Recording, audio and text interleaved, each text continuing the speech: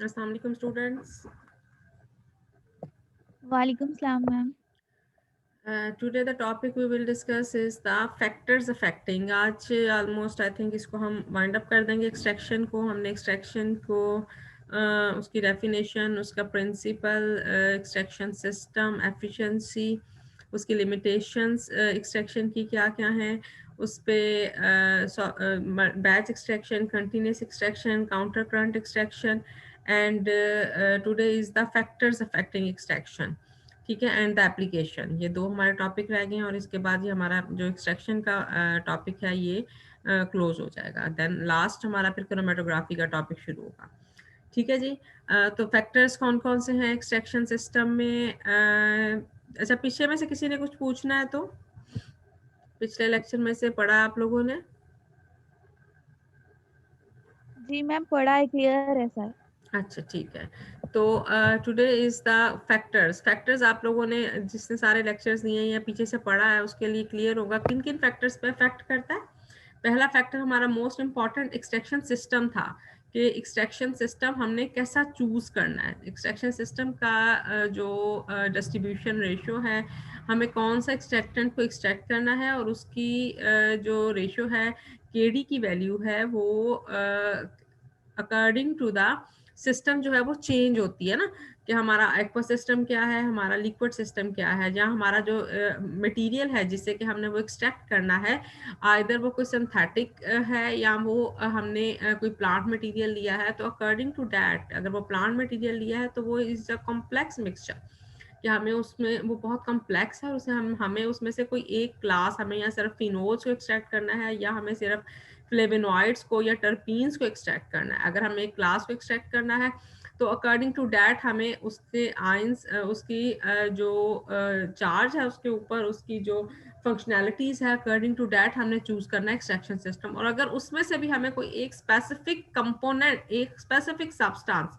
कि हमें suppose alpha naphthol उसमें से अलग करनी है, ठीक है ना, अब वो फिनोल्स की बजाय भी अल्फा नेफ्थोल है, तो वो system, this type of purification या extraction is very very difficult, और वो it's not an easy task कि हम उसमें से प्लांट मटेरियल में से ऐसा उसको एक्सट्रैक्ट कर लें। ठीक है ना, तो इसके लिए हमें क्या करना पड़ता है, हमें जो है डिफरेंट फैक्टर्स, कोई भी हम जब सिस्टम को रन करते हैं ना बेटा, तो उसमें क्या होता है कि कोई भी एक फैक्टर अफेक्ट नहीं कर रहा होता, बल्कि ये this implement on the each aspect of the life. ठीक है ना, आप में से कोई बच्चा सपोज जो फर्स्ट पोजीशन लेता है, तो उसके फर्स्ट पोजीशन लेने में बहुत सारे फैक्टर्स होंगे ना, जिसपे वो फैक्ट हो सकता है कि वो थ्रू आउट उसका फैमिली बैकग्राउंड ऐसा हो सकता है कि उसे कोई टीचर ऐसा मिल गया हो सकता है कि उसने उसने अपना कोई टारगेट उस वक्त सेट कर लिया हो, तो डिफरेंट फैक्टर्स अफेक्ट कर रहे हैं। इसी तरह से अगर हमने कोई केमिकल रिएक्शन को रन करना है,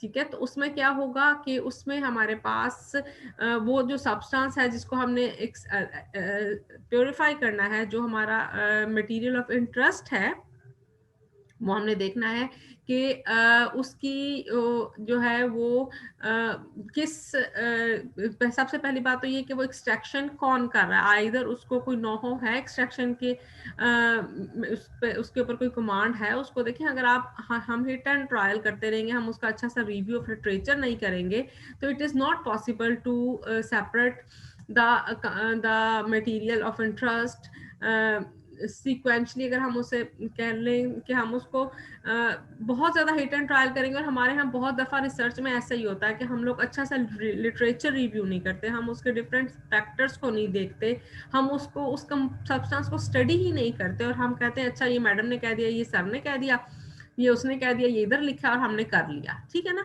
तो एनालिसिस जब आपने करना है, एनालिटिकली आपने उसको एनालाइज करना है। एनालिटिकली एनालाइज करने का मतलब क्या है कि आपको उसका स्ट्रक्चर पता हो।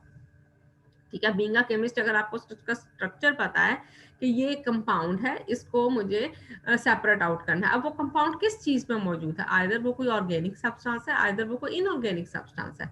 ठीक हो गया। अच्छा, वो भी फिर हो गया। अब क्या है कि इवन मेरे पास इस दफा भी एक स्टूडेंट है और उसने एंटीबायोटिक को एनालिसिस करने को उसको कहा, एंटीबायोटिक की उसने अपनी रिसर्च जौन सी है वो कर रहा है, और मेरे पास रिजल्ट लेकर आ रहा है एंटीबायोटिक एक अच्छा एरोमेटिक बड़ा स्ट्रक्चर है उसका, कॉन्जुगेशन है उसके अंदर बहुत ज्यादा, और उसने उसकी जो एनालिसिस किया है वो कहाँ से कर दिया, वो 200 से 400 के रीजन में कर दिया, जबकि 200 से 400 का रीजन क्या है, वो तो यूवी का रीजन है। 400 से 800 क्या है, विजिबल रीजन है, कि अगर आपका कंपाउंड कलर्ड है, कलर्ड सब्सटेंस दे रहा है, उसके अंदर अच्छी सी कॉन्जुगेशन मौजूद है, तो वो बहुत इजीली हम उसे कलर्ड कॉम्प्लेक्स को स्टडी कर सकते हैं। तो हमें उसके विजिबल में यूवी में जाने की इतनी जरूरत नहीं है। उसके ज्यादा ऑथेंटिक एनालिसिस किस में होगा, जब हम उसे विजिबली इंटरप्रेट कर सकेंगे, ठीक है ना। तो यूवी में भी अच्छी पीक्स कहाँ आएंगी, जहाँ पे विजिबल रीजन है।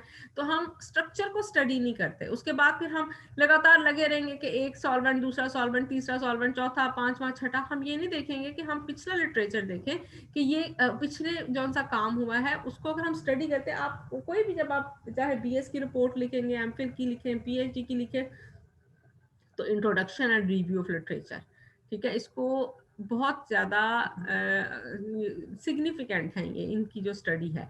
अगर हम इस पे फोकस कर लेंगे तो हमारा जो नेक्स्ट काम होता है, हमारा जो एनालिसिस होता है, वो बहुत स्मूथ हो जाता है। और अगर हम उसी को काम नहीं कर रहे होते तो उसकी बेस पर क्या होता है कि वो जो अगला सिस्टम है वो भी सक्सेसफुल रन नहीं होता।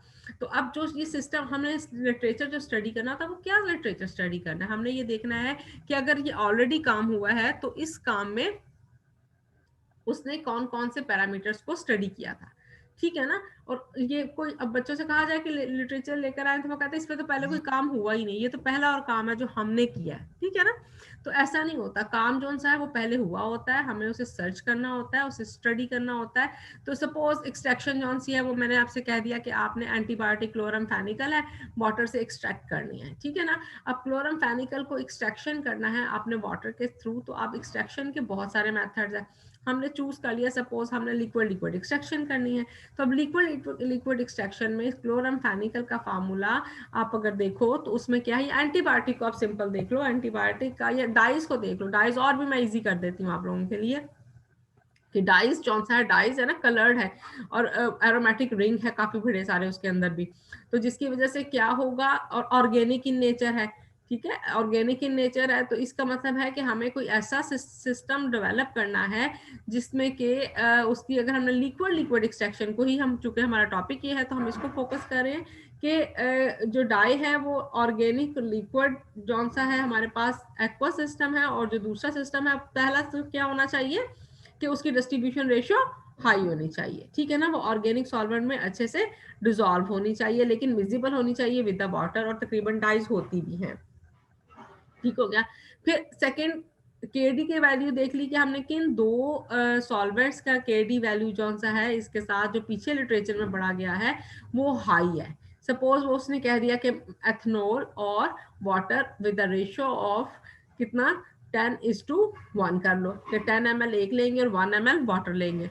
जो भी आप इसकी रेशियो जो भी हम स्टडी करेंगे वो हमने उसको सेट कर ली कि अकॉर्डिंग टू दैट जो हमारी रेशियो है वो ये है इस सॉल्वेंट सिस्टम को। सॉल्वेंट सिस्टम करने के बाद अदर फैक्टर्स कौन सा था उसमें, हमने देखा था कि जिसमें आयनाइजेशन, तो हमने पीछे जब हमने पढ़ा है उसकी टाइप्स पढ़ी है, तो हमने उसमें सॉल्टिंग आउट का फैक्टर देखा था कि सॉल्टिंग आउट, हम उसमें कोई सॉल्ट ऐड कर देंगे जिसकी वजह से जो क्या होगा, सॉल्वेशन जो वाटर की है वो हाई हो जाएगी। उस सॉल्वेशन के हाई होने की वजह से जो सॉल्वेंट डिस्ट्रीब्यूशन है आपके सोल्यूट की इन दी टू सॉल्वेंट, वो ज्यादा ऑर्गेनिक की तरफ जाएगी, ठीक है ना। तो सॉल्टिंग आउट फैक्टर हो गया। उसके अलावा अनदर वेरी इंपॉर्टेंट फैक्टर जो हम देखते हैं वो उसका क्या होता है, उस सब्सटेंस की ऑक्सीडेशन स्टेट आप कह सकते हो। अगर तो वो जो है कोई मेटल्स है, और अगर वो कोई डाइज वगैरह है, तो फिर उस केस में हमारे पास ऑक्सीडेशन स्टेट कौन सी है वो फैक्टर अफेक्ट नहीं करेगी। ऑक्सीडेशन स्टेट हम देखते हैं जब हम मेटल्स की बात कर रहे होते हैं, तो उसके एक्सट्रैक्शन में हमारे पास oxidation state is another parameter. हाँ, पीएच का फैक्टर कौन सा है, pH and temperature, these are the two factors that simultaneously affect, ठीक है ना। pH का जो इफेक्ट है वो बहुत ज्यादा इफेक्टिव होता है कि किस pH पे जो सब्सटेंस है वो एक्सट्रैक्ट हो रहा है। pH की बेस पर क्या होता है कि उसके जो आयंस हैं, जो उसके ऊपर फंक्शनल ग्रुप्स लगे हुए होते हैं, OH या COH हाइड्रोक्सिल होता है, मिथाइल होता है, मेथॉक्सी होता है, जितने भी कम किसी भी सब, अगर वो ऑर्गेनिक मॉलिक्यूल है, मैंने जिस तरह मिडाइज की बात की, तो पीएच का फैक्टर बहुत इंपॉर्टेंट फैक्टर होता है। अब लेकिन नॉर्मली अगर बहुत कोई एक सिस्टम जो सा है वो हाई पीएच पे काम कर रहा है या एक बहुत लो पीएच पे काम कर रहा है, तो इनमें से कौन सा हमारे लिए सूटेबल होगा? Anyone of you? उनमें से सूटेबल हमारे लिए दोनों में से कोई भी नहीं होगा। रीजन क्या है कि हमें सपोज अगर हम कोई वाटर ट्रीटमेंट का सिस्टम कर रहे हैं जिसमें से हमें डाइस को रिमूव करना है, तो इन दैट केस हमारे पास जो पीएच होनी चाहिए वो न्यूट्रल होनी चाहिए। अगर बहुत एसिडिक होगा या बहुत बेसिक होगा तो उससे इकोसिस्टम कौन सा है वो डिस्टर्ब हो जाएगा, ठीक है ना। तो हमें पीएच को स्टडी करना है, हमें ऐसे सिस्टम्स डेवलप करने हैं जो न्यूट्रल पीएच पर काम करें, ठीक है। लेकिन अगर सपोज हम कोई बैच स्टडी कर रहे हैं, हमारे पास जो सिस्टम है वो बहुत लिमिटेड सा है, तो इन दैट केस हम स्पेसिफाई कर सकते हैं कि ये एसिडिक मीडिया में काम कर रहा है, ये बेसिक मीडिया में ये वाला एक्सट्रैक्टेंट काम कर रहा है, और on the change basis of the change of pH जौन सा है हम उसको जो हमारा मटेरियल ऑफ इंटरेस्ट है उसको सेपरेट आउट भी कर सकते हैं, even from the organic phase भी, और ऑर्गेनिक फेज को हम रीयूज भी कर सकते हैं। इसको हम यहाँ से पढ़ना शुरू करते हैं। सॉर्टिंग आउट एजेंट क्या होता है? The extraction of metals may be enhanced by adding high concentration of inorganic salts to the aqueous phase. This process is known as sorting out effect. ये बताया था पहले भी, आज भी मैंने दोबारा एक्सप्लेन कर दिया है। And is due to the pronounced effect of the added salt on the activity of the distributing species by the common ion effect. देखिए common ion effect पढ़ा था ना, सोडियम क्लोराइड, सोडियम और क्लोराइड की crystal, जिसका मैंने आपसे कहा था रिक्रिस्टलाइजेशन का प्रोसेस होता है, प्योरिफिकेशन का प्रोसेस है। जब हमने क्या डाला था, सोडियम क्लोराइड के ऊपर से HCl, ड्राई HCl पास करते हैं तो क्या होता है? देखिए यहाँ पे हमारे पास आता है सोडियम क्लोराइड। इसमें अगर आपको मैं थोड़ा सा एक्सप्लेन करूं,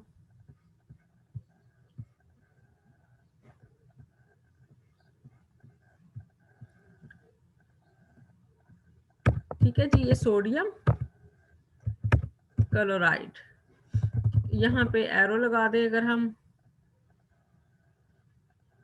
चले मैं ये एरो, इसके बाद क्या बन जाएगा, ये सोडियम आयन और ओहो एन क्यों नहीं लिखा जा रहा,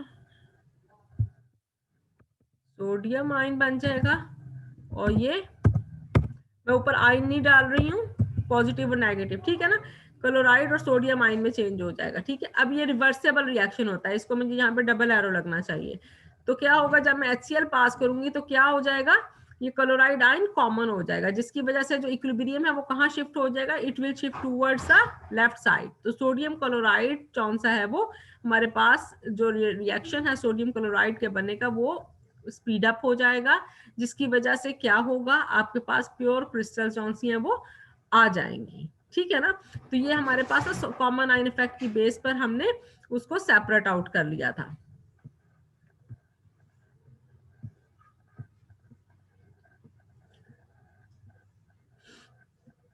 अच्छा जी, तो वही प्रोसेस क्या होता है, सॉर्टिंग आउट वही काम करता है कि हमने जो भी सेपरेट आउट करना है, हमको उसके कॉमन आयन इफेक्ट की बेस पर हम उसको जौन सा है वो उसकी ऐसी स्पीशी डाल देते हैं, या हम उसकी हाइड्रेशन कम्प्लेक्स सॉल्वेशन वाटर की ज्यादा कर देते हैं, जिसकी बेस पर हमारा जो सल्यूट है वो स्टेबल हो जाता है टूवर्ड्स द ऑर्गेनिक फेस, ज्यादा हो जाएगा स्टेबल, और हम उसे इजीली सेपरेट आउट कर लेंगे। तो यही केस हम कर सकते हैं कि अगर हमने वाटर में करना है तो हम उसमें इन दैट केस हम कोई ऐसा कॉम्प्लेक्सिंग एजेंट डाल देंगे इन दी ऑर्गेनिक फेज के साथ, जो इसका जो है वो एफिलिएशन हो जाएगी, और हमारा जो एक्सट्रैक्टेंट है वो ज्यादा मूव आउट हो जाएगा टूवर्ड्स द एक्वस फेज, ठीक है। तो ये जो सॉर्टिंग आउट एजेंट है, इट बेसिकली ये जो प्रोसेस है ये वर्कआउट करता है on the common ion effect के प्रिंसिपल पे ये बेस कर रहा होता है। इसलिए हमने कोई भी एक्सट्रैक्शन का प्रोसेस करना है, सपोज यहाँ पे कहा है, तो क्या होगा, सॉल्वेशन को इंक्रीज करने के लिए हम उसके अंदर कोई सा सॉल्ट ऐड कर देंगे। Got it? Yes ma'am. Next is the pH का फैक्ट। मैंने अभी जिस तरह बताया है कि पीएच बहुत ज्यादा फैक्ट करती है। The process of liquid extraction is influenced by pH. Two metals may be extracted at different pH values, कि अगर हमारे पास डिफरेंट सब्सटेंसेस हैं जो कि कॉम्प्लेक्स मिक्सचर है, जो कि ज्यादातर जिस तरह मैंने भी आपसे कहा कि अगर हमारे पास कोई इंडस्ट्रियल एफ्लुएंट है, अगर हमारे पास कोई बायोलॉजिकल सिस्टम में और यूरिन है, ब्लड है, जिसमें से हमने कोई खास चीज को सेपरेट आउट करना है, तो इन दैट केस वो कॉम्प्लेक्स मटेरियल है, तो क्या होगा, एट अ टाइम एक चीज को अलहदा नहीं करना। अब हमने 2 3 3 डिफरेंट फैक्टर्स हैं, डिफरेंट कैटाइंस हैं, डिफरेंट एनाइंस हैं, उन सबको देख के, तो उसमें अगर हमने कहाँ फोकस करना है कि जो हमारा मटेरियल ऑफ इंटरेस्ट क्या है। सपोज मेरे पास जो वाटर है या मेरे पास जो ब्लड है, उसमें से मैंने लेड को डिटरमिन करना है, लेड को सेपरेट करना है कि इसमें लेड की कितनी कंसंट्रेशन है। तो क्या होगा, सपोज मैं कहती हूँ कि लेड जो है वो 4.5 pH पे काम करता है, लेकिन अगर मैंने यूरेनियम को करना है, तो यूरेनियम जौन सा है वो किस पे अफेक्ट करता है, सपोज उसकी एक्सट्रैक्शन जौन सी है वो 3.6 पर हो रही है, 3.3 pH पर हो रही है। तो अब मुझे अपने मटेरियल ऑफ इंटरेस्ट के अकॉर्डिंगली pH को सेट करना होगा। और वो कैसे पता चलेगा, बाय द लिटरेचर स्टडी, के लिटरेचर में हमें क्या, हम देखेंगे यूरेनियम के क्या क्या कॉम्प्लेक्सेस बनते हैं, किस pH में कितने कॉम्प्लेक्सेस बन रहे हैं, लेड के कौन कौन से कॉम्प्लेक्स हाइड्रोक्साइड की फॉर्म में मौजूद है, ऑक्साइड की फॉर्म में मौजूद है, कार्बोनेट की फॉर्म में मौजूद है, सल्फेट की फॉर्म में मौजूद है, जिस भी फॉर्म में वो मौजूद है, और हमें उनमें से कोई स्पेसिफिक फॉर्म चाहिए, तो हमने उसकी pH डिटरमिन करनी है कि किस pH पे कौन से वाले सॉल्ट्स उस मेटल के बनते हैं। In some cases, effective stripping of the loaded organic phase may be achieved by simply bringing in contact with another aqueous phase at a different pH value. क्या आप देखें, यही मेरे पास सिस्टम था वाटर का, जिसमें से कि मैंने उसके अंदर कोई सा भी सॉल्वेंट डाल के उसे अलहदा कर लिया, ठीक है। अब मुझे वो, अब सपोज अगर मैं यूरेनियम की एग्जांपल लेती हूँ, अब यूरेनियम, क्योंकि यूरेनियम इज अ प्रीशियस, आप उसे कह सकते हो, ये चूंकि रेडियो एक्टिव है, ये हमारे एटॉमिक रिएक्टर में काम आती है, तो यूरेनियम की लीचिंग बहुत इंपॉर्टेंट होती है, और हम ढूंढते रहते हैं, जो एटॉमिक कंट्रीज हैं वो ढूंढते हैं कि हमें कहाँ से यूरेनियम मिलेगा, क्योंकि एज जितना वो चीप सोर्स होगा, जितना वो थॉरो अवेलेबल होगा, उतना हमारा एटमी रिएक्टर जो एटॉमिक, बल्कि बिजली घर भी बन रहे हैं, उन सब में भी वो काम आएगा, ठीक है ना। तो उसके लिए हम क्या करते हैं कि हमने यूरेनियम को जो है वो सेपरेट आउट कर लिया। वो कहाँ से सेपरेट आउट किया, जो माइनिंग जहां पर हो रही है, ठीक है ना, माइनिंग हो रही है, तो उसके माइनिंग के नतीजे में जो सारा उनका रन ऑफ वाटर होता है, उसके अंदर भी जर्रे उसके मौजूद होंगे। तो हम क्या करेंगे, हम उसके अंदर कोई ऐसा सपोज जोरबेंट ऐड कर देते हैं, हम कोई ऐसी मटेरियल ऐड कर देगा, एक्टिवेटेड कार्बन ऐड कर दिया हमने, अब उसने सारे को एड्सॉर्ब कर लिया, ठीक है ना, उसने एड्सॉर्ब कर लिया। अब ये सॉलिड लिक्विड एक्सट्रैक्शन सिस्टम है, लिक्विड लिक्विड नहीं हुआ ना, क्योंकि अब यहाँ पे हमारे पास एक्टिव कार्बन एक सॉलिड मटेरियल है, उसने उसके अपने ऊपर एड्सॉर्ब कर लिया, जिसके नतीजे में क्या हुआ, एज अ रिजल्ट अब आपका जो एक्टिवेटेड कार्बन है उसने यूरेनियम रिच हो गया वो, अब मुझे उसको सेपरेट आउट करना है, उसके लिए मैं स्ट्रिपिंग का प्रोसेस, मैंने ये स्ट्रिपिंग का लफ्ज आया, इफेक्टिव स्ट्रिपिंग, इसको सिंपल करने के लिए आपको बता रही हूँ कि अब मैंने उसमें जो है वो पीएच, उसने कहा कि डिफरेंट पीएच पे वो काम करेगा, तो अब क्या होगा कि मुझे उससे वो लीच आउट करना है उस एक्टिवेटेड कार्बन को से, जो कि अनरिच हो गया विद द यूरेनियम, मैं उसे अगर HCl के साथ रन करूंगी, HCl के उसको सॉल्वेंट के तौर पे यूज करूंगी, और उस एक्टिवेटेड कार्बन को सोल्यूट के तौर पे यूज करूंगी, तो उस पीएच पे जो यूरेनियम है वो सारा उस एसिड में आ जाएगा, ठीक है ना, एक्टिवेटेड कार्बन से वो कहाँ चला जाएगा, एसिड में आ जाएगा, डिफरेंट पीएच पे स्ट्रिप आउट हो जाएगा, उसको जो सा है हम सेपरेट आउट कर लेंगे, और एक्टिवेटेड कार्बन अलहदा हो जाएगा। वो जो HCl है उसको अगर मैं डाइजेस्ट करूंगी, उससे मैं हीट करूंगी, तो पीछे से वो सारा जो सा है वो H और हाइड्रोजन और क्लोराइड जो है वो वेपोरेट हो जाएगा, और नीचे मेरे पास सिर्फ और सिर्फ यूरेनियम जो है वो लीच आउट हो जाएगा, स्ट्रिप हो जाएगा। तो ये उसने यहाँ पे जो एग्जांपल बताई है, effective stripping of the loaded organic phase may be achieved by simply bringing in contact with another aqueous phase, कि अगर वो ऑर्गेनिक फेज में ज्यादा है, मैंने ऑर्गेनिक फेज को सेपरेट करना है, तो ऑर्गेनिक फेज को मैंने यानी कि उसको रोटरी से मैं पास करूंगी, और रोटरी से पास करने के बाद क्या होगा कि जो उसके वेपर्स हैं वो ऑर्गेनिक फेज मेरे पास री अवेलेबल हो जाएगी, मैं उसे रीयूज कर सकती हूँ, और जो मटेरियल जो हमने उसके अंदर एक्सट्रैक्ट किया है वो आपके पास नीचे फाल्कन में, एपेंडॉफ में, जिसमें भी आपने उसको कलेक्ट किया हुआ था, वो एज सच मौजूद रहेगा। Got it? यहाँ तक किसी ने कुछ यस मैम। समझ ना आया हो किसी को? मैम क्लियर है। अच्छा, ऑक्सीडेशन स्टेट मैंने भी आपको बताया था कि ऑक्सीडेशन स्टेट में क्या होता है कि कुछ ये ज्यादा ऑक्सीडेशन स्टेट का जो प्रोसेस है वो ज्यादा अफेक्टिवली ये फैक्टर अफेक्ट करता है in the case of metals कि जब हम मेटल्स है, कुछ मेटल्स जिस तरह क्रोमियम है, क्रोमियम 6 भी होती है, क्रोमियम 3 भी है, आयरन फेरस फेरिक भी है, स्टेनस स्टेनिक है, तो कुछ मेटल्स जो सी हैं वो किसी एक ऑक्सीडेशन स्टेट में तो एक्सट्रैक्ट हो जाती हैं लेकिन दूसरी ऑक्सीडेशन स्टेट उसकी अफेक्टिव नहीं होती। तो हमें ये पहले इसको स्टडी करना है कि हमें किस जो है आयन को जो है सेपरेट आउट करना है, एक्सट्रैक्ट करना है। द सिलेक्टिविटी ऑफ, या इसी तरह से आर्सेनिक, आर्सेनेट, उसकी भी 2-3 वैलेंसीज हैं। द सिलेक्टिविटी ऑफ एक्सट्रैक्शन में sometime be increased by modifying the oxidation state of the metal और द इम्प्योर। किसी भी सब्सटेंस को अगर आपने इसके अंदर कोई इम्प्योरिटी मौजूद है, उससे आपने सिर्फ अगर उसमें से एक आयन को जो सा है वो स्टडी करना है तो दूसरे को हम उसकी इम्प्योरिटी कहेंगे। ठीक है, for example extraction of iron from chloride solution can be prevented by reducing ferrous to ferric to ferrous which does not extract. यानी कि फेरिक तो एक्सट्रैक्ट हो जाएगा लेकिन अगर मैं उसको रिड्यूस कर दूंगी तो क्या होगा, वो फेरस में चेंज हो जाएगा, वो फेरस कौन सा है वो एक्सट्रैक्ट नहीं होगा। यही अगर लेड और आयरन का मिक्सचर है और मैं चाहती हूँ कि लेड को मैं एक्सट्रैक्ट करूँ तो क्या करूंगी, मैं उस जो फेरिक है उसको एक्सट्रैक्ट उसके रिडक्शन कर दूंगी, एज अ रिजल्ट वो बन जाएगा फेरस क्लोराइड। तो फेरस क्लोराइड जो है वो इंटरफेयर नहीं करेगा क्योंकि वो कहता है कि वो एक्सट्रैक्शन उसकी एक्सट्रैक्ट नहीं होगा। Variation of the valence state of some elements in the organic extract is also useful as a method of stripping. वो कहता है कि कुछ ऑर्गेनिक एक्सट्रैक्ट भी ऑक्सीडेशन स्टेट को जो हम सा है वो फॉलो कर रहे होते हैं, लेकिन नॉर्मली हम इसमें जो सा है वो मेटल आयंस के केस में ही इसको इस फैक्टर्स को अफेक्ट कर देखते हैं।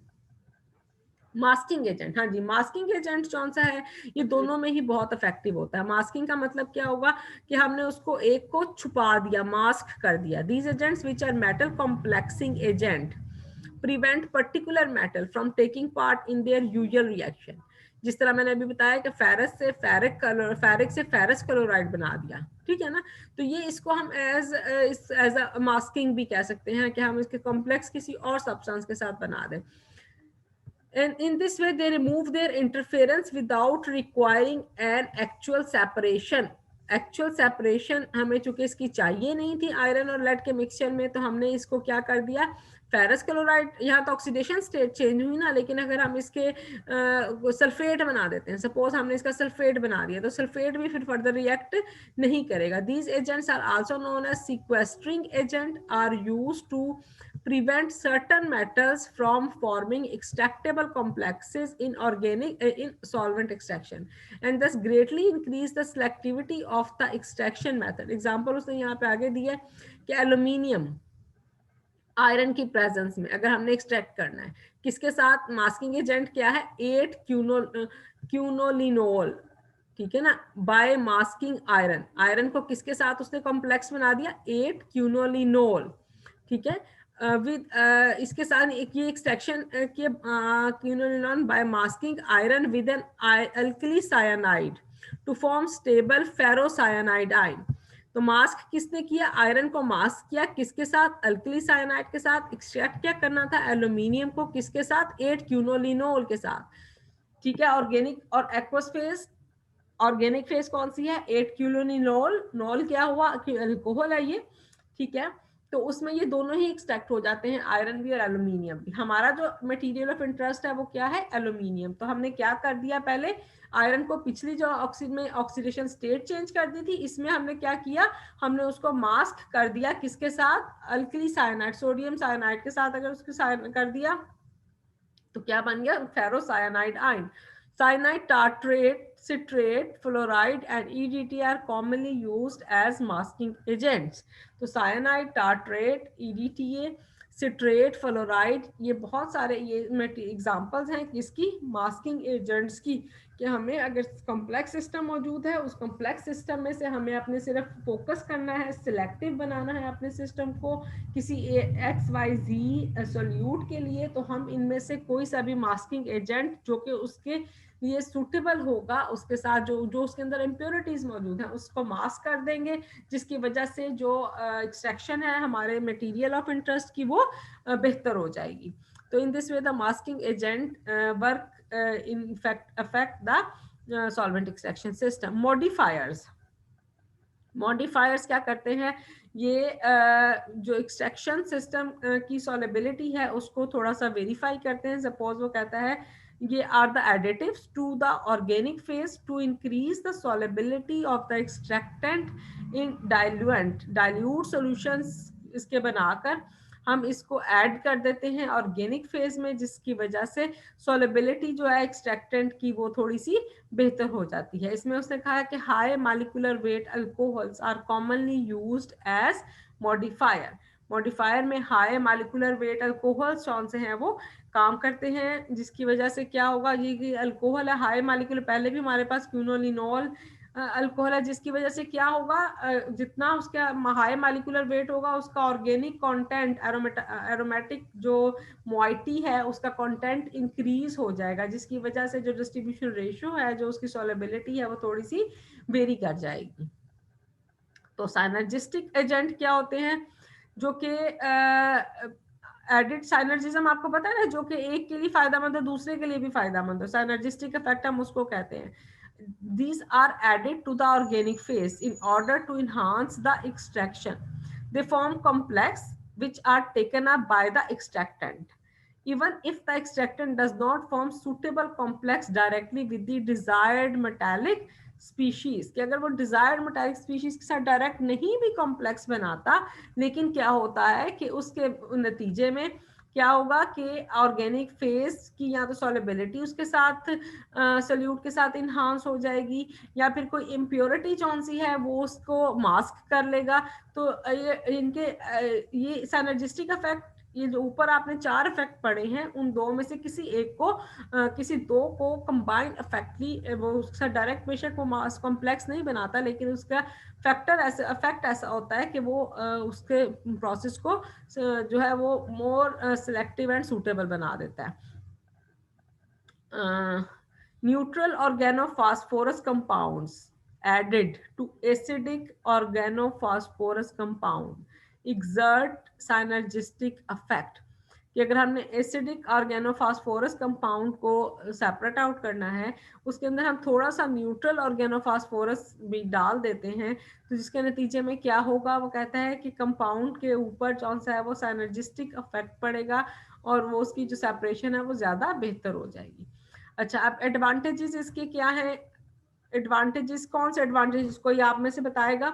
सॉल्वेंट जो एक्सट्रैक्शन हमने पढ़ी है ये एक फिजिको केमिकल सेपरेशन है, concentration method has a number of advantages. कौन कौन से एडवांटेजेस आपके जहन में अभी तक इसके आए हैं.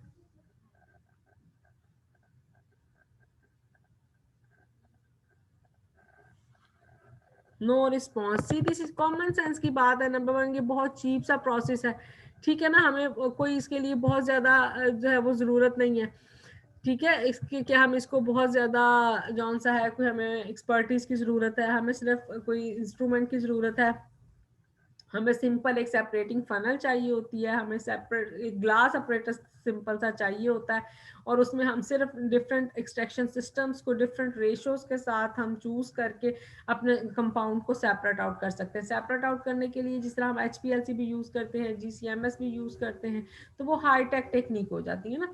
तो time taken in the process, इसका जो एक है कि हमारे पास सिस्टम में जो है वो टाइम ज़्यादा लगता है, ये इसका एक ड्रॉबैक है basically.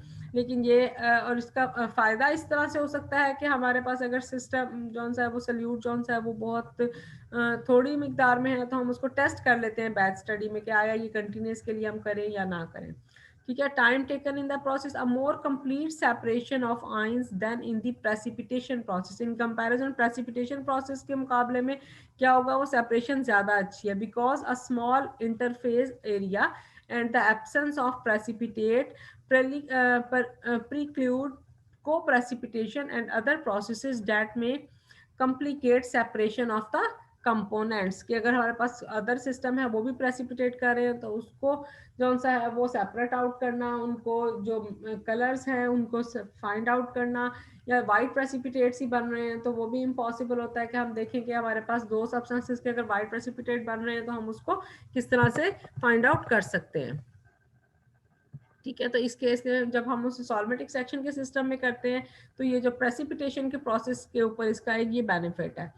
Great opportunities for concentration which ensure a significant increase in the sensitivity of the analysis। क्या वो कहता है कि चूंकि इसमें हमने इसका पहले डेरिवेशन में पढ़ा था कि जो सेपरेशन है ये अफेक्ट नहीं करती with the concentration of the solute. तो अगर आपके सैंपल में बहुत मिनिमम से लेके लार्ज अमाउंट तक कंसंट्रेशन मौजूद है तो हम उसको सेपरेट आउट कर सकते हैं by using this solvent extraction system. Extractant can be selected in such a manner that the removal and separation of the substances related in their chemical properties and solubility become possible. Moreover, removal and separation of components possessing close boiling points or which cannot be separated at all by other chemical or physicochemical method is also possible.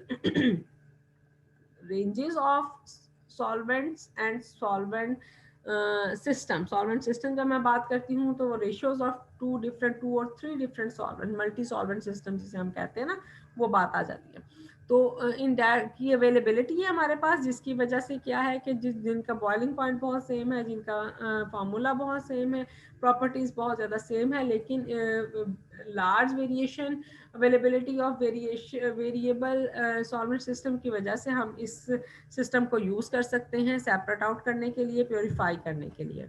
Separation of the components is combined with other quantitative determination.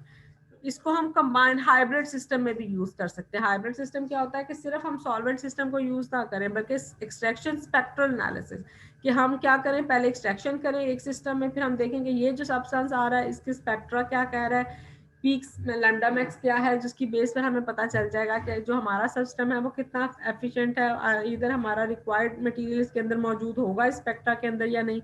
Extraction और polarography, extraction और flame photometry, कि दो systems के साथ हम इसको combine करते हैं। और नॉर्मली हम इसको जो पहले एक्सट्रैक्शन कर ली, एक्सट्रैक्शन करने के बाद हम उसका जब हम उसकी ल्यूमिनेसेंस स्टडी करते हैं, उसकी ऑप्टिकल प्रॉपर्टीज क्या, हम उसका यूवी ले ले, आईआर ले ले, ठीक है ना, उसकी स्पेक्ट्रोस्कोपिक एनालिसिस करते हैं, तो ऑन दैट बेस हम उसको क्वांटिटेटिवली एंड क्वालिटेटिवली भी बेहतर से बेहतर फाइंड आउट कर सकते हैं।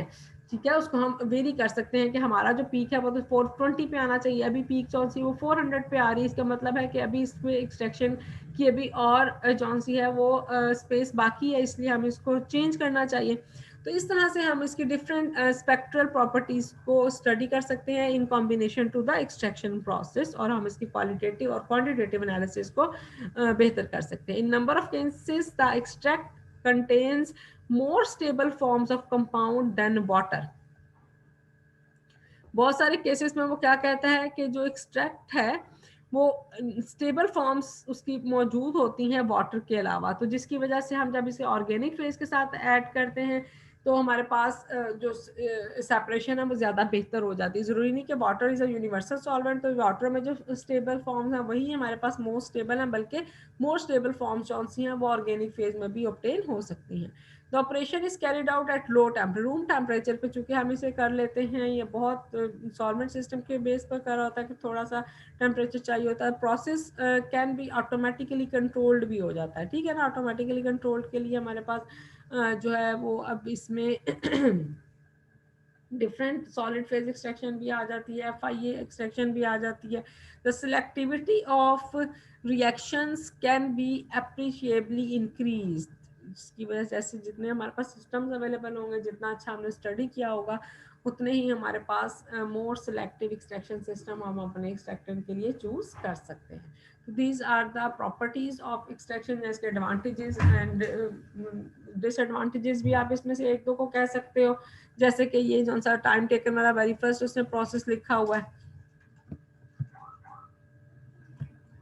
ठीक है। या इसमें और ड्रॉबैक क्या हो सकता है कि ये जो सा हमारे पास ये हमने ये जो कहा है कि एक्सट्रैक्ट करने such a manner the removal and separation, हाँ ये कि चूंकि इसमें हमने प्योरीफाई नहीं पहले करना पड़ता, तो जिसकी वजह से कॉम्प्लेक्स मिक्सचर हो जाता है और इंटरफेरेंस आ सकती है, ये प्रेसिपिटेशन की इंटरफेरेंस भी आ सकती है और अदर आइंस की इंटरफेरेंस भी आ सकती है। लेकिन ये डिपेंड करता है कि आपसे क्वेश्चन किस तरह से पूछा जाएगा और आप उसको किस तरह से रिप्लाई करोगे, तो इसको हम से pros and cons of extraction system भी कह सकते हैं। ठीक है जी, अब टाइम हमारे पास रह गया 4 मिनट और एप्लीकेशन हमने देखनी है, तो वो अब हम इसको कल वाइंड अप कर देंगे, अदरवाइज आपने अब इसमें से कुछ पूछना है तो वो पूछ लें। मैम मैम ये जो हम बुक पढ़ रहे हैं ये कौन सी है, इसका नेम क्या है? अच्छा, ये ना मैं आपने एक और स्टूडेंट ने भी पूछा हुआ था, ये हकनवाज भट्टी की है एनालिटिकल केमिस्ट्री की बुक, पहले ली हुई है आप लोगों ने? मेरा ख्याल है फर्स्ट जो BS 5th है ना आपका, नहीं ली होगी आप लोगों ने। नो मैम नहीं ली। अच्छा, ये या तो आपको साथ में चले शेयर कर देती हूँ पेजेस जो मैंने पीछे भी पढ़ाए हैं। मेरा ख्याल था शायद ये बुक आप लोगों के पास होगी ना, क्योंकि ये लोकल एक ऑथर की है। तो अगर आपने परचेज करनी है तो ये है एनालिटिकल केमिस्ट्री बाय हक नवाज भट्टी। ठीक है, और अगर आपने यही थैंक यू 2-4 मैम। पेजेस आपने पढ़ने हैं तो फिर वो मैं आपको इसका जो है ना वो पीछे से भी जो है वो भी कंटेंट थोड़ी देर तक शेयर कर दूंगी PDF फाइल बना के। ठीक है, जी मैम PDF भेज दीजिएगा, वो प्रिंट निकालना होता है। हाँ चले, तो वो आप उसको आराम से प्रिंट निकाल के पढ़ लीजिए। ठीक है, और कुछ नया, आज कुछ बॉयज भी हैं शामिल इसमें, किसी ने कुछ पूछना हो, कुछ सुना हो, पीछे से समझ ना आई हो?